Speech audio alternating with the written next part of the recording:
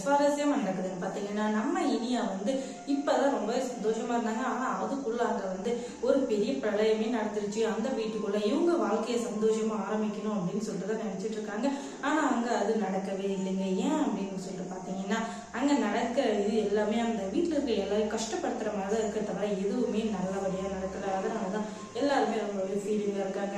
இப்ப என்ன அவ்வளவு பெரிய இது நடந்துச்சு அப்படின்னு பாத்தீங்கன்னா, யாழினியும் நம்ம இளங்கவும் ஹாஸ்பிட்டலுக்கு போறாங்க. குழந்தைய பத்தி கேட்டுட்டு வர, குழந்தை நல்லா இருக்கா நின்று இருக்கா அப்படின்னு சொல்லிட்டு அங்க போனதுக்கு அப்புறம் அவங்க 2 பேருக்கும் அப்படியே சந்தோஷத்துல அப்படி துள்ளி குதிக்கலாம் போல அந்த அளவுக்கு சந்தோஷமா இருக்காங்க. அது என்னன்னா, நர்ஸ் டாக்டர் கிட்ட டெஸ்ட் ரிப்போர்ட்ஸ் எல்லாம் கொடுக்குறாங்க. அதுல எல்லாமே பாசிட்டிவ்ல தான் இருக்கு, நீங்க கர்ப்பமா இருக்கீங்க அப்படின்னு சொல்றாங்க. உடனே அவங்க 2 பேரும் கையிலேயே பிடிக்க முடியாத அளவுக்கு சந்தோஷம்.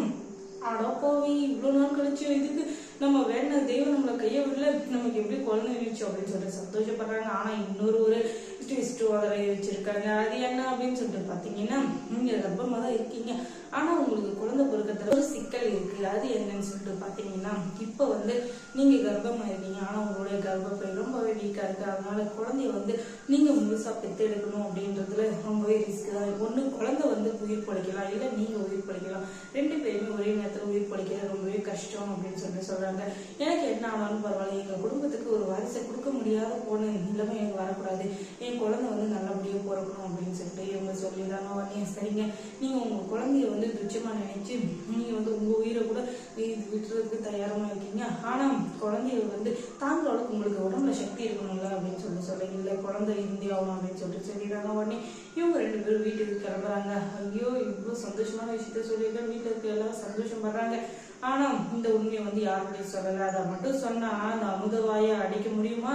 அவ பேசுற பேச்சுல குழந்தைய ஊருக்கு ஓடி போயிருங்க, வயிற்றுல இருக்க குழந்தை அந்த அளவுக்கு பேசிடுவா. அதனால இப்போதைக்கு அமைதியா இருக்கலாம், இப்போதைக்கு யாருக்கிட்டையும் அந்த விஷயத்த சொல்ல வேணாம் அப்படின்னு சொல்லிட்டு இவங்க 2 பேரும் முடிவு எடுக்கிறாங்க.